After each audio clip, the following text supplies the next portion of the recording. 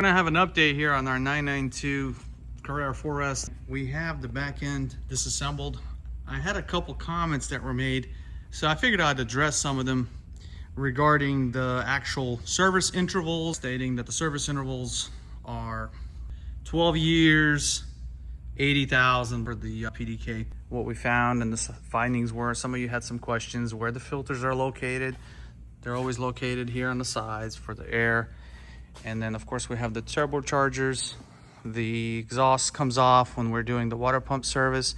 And we'll get to why we do the water pumps. I'm going to explain exactly why these fail and what kind of damage they cause when they fail, because these are the eco-friendly water pumps, the ones that close off and open on cold starts so it can warm up the engine faster, which is involved with emissions and EPA, etc.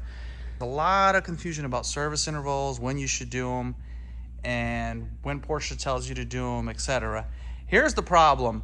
The intervals, for example, let's start off with the engine oil. The extended oil intervals in the USA is 10,000 miles or 1 year. Well, in Germany, the same exact interval is 10,000 kilometers. So do we not know how to interpret what kilometers translate into miles? I mean, we're talking less than 6,000 miles. Okay, that's the miles that Germany recommends. And that goes for the PDK, that goes for everything else. The interval is cut in half, really. And if we're talking about the RS vehicles, if you actually read the RS manual or GT3 manual for the motorsport side, which guys drive these like motorsports cars because that's what they're intended. The interval for the PDK, it's 2 years or 20,000. The Cup car, depending on how much track sessions you have in hours, it's as low as 500 miles or a year. So nobody drives these Porsches like a Honda, just point A to point B, because this is not a Honda Odyssey. They drive these cars like they were intended to be driven, hard. And we rebuild the PDK units, and we do a lot of them.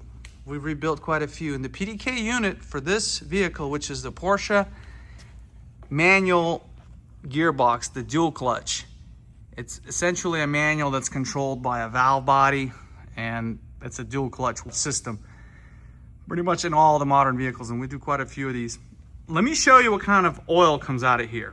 Now we have the transaxle side that loops from here to here, and then we have our hydraulic side. So we're going to show the color of this oil from the transaxle. Now that's the gearing, that's all your synchros, etc. Here's the transaxle and PDK oil. This is the color of the fluid. I'm going to show you what we poured out of here. This is why you don't want to wait 12 years or 80,000 to change your fluid, and let me show you guys why. Okay, so here's our oil. This is with all the transaxles. So you see that metallic? That looks like metallic paint. That's all the metal that can't get filtered. There's no filter in there. So, and all this metal is floating in your transaxle, which is the gear section of the PDK. You're wearing it out. It's like liquid sandpaper. So let's go to the hydraulic side. So I just showed you guys how clear it was. You see all those swirls? We have the same exact situation. If you want your PDK to last, definitely change it minimum 40,000 4 years. Because they do go out, and unfortunately they go out more than we like to see. And it's usually on the cars that the customer's like, I didn't think I needed to do it. It's always that customer, because they're misinformed, because they believe that OEM manufacturers are out for your best interest. No, they want you to wear this thing out so they can sell you the parts. That's how it works. So you can just buy parts, spend money. Our job is to make sure your car is reliable. We're not a dealer. We're an independent Porsche facility. If you don't want to do it, that's fine. You don't have to do it. You know, if you want to save $1,500 on your PDK service, that's fine, but then you can replace your PDK box. So there goes that. Now, back to the water pump. So these are all vacuum controlled. So this will open. I'm going to demonstrate and close. Here's our water pump, and we have our vacuum gauge connected. So we're going to demonstrate what exactly happens. So right now, it's going to be in closed position, and there's a seal inside, internal seal, that prevents coolant from entering the vacuum side. And once the seal breaks, you're going to have coolant ingestion into the vacuum system. So when it warms up, this is what happens. Yeah, it's EPA stuff, guys. But this is another extra problem that's added because of these EPA fuel economy water pumps. So this is why we recommend changing them, because the seal breaks inside and then it causes a lot of damage. Now these impellers are plastic, so they can actually also have issues and break. We've had some of these crack. It takes a lot more time for that to happen because the plastic just becomes brittle, but it's mostly due to the seal in there. So that's just another failure point. So now you guys can see how that operates. And this is exactly how it works on the 991.2 and of course the 992. So this is why we changed them. These 5 years for 50,000. Yes, I know there's no interval for these, but unless you want to be pulling your engine out and fixing all your vacuum components, we recommend doing this when you have the back end disassembled.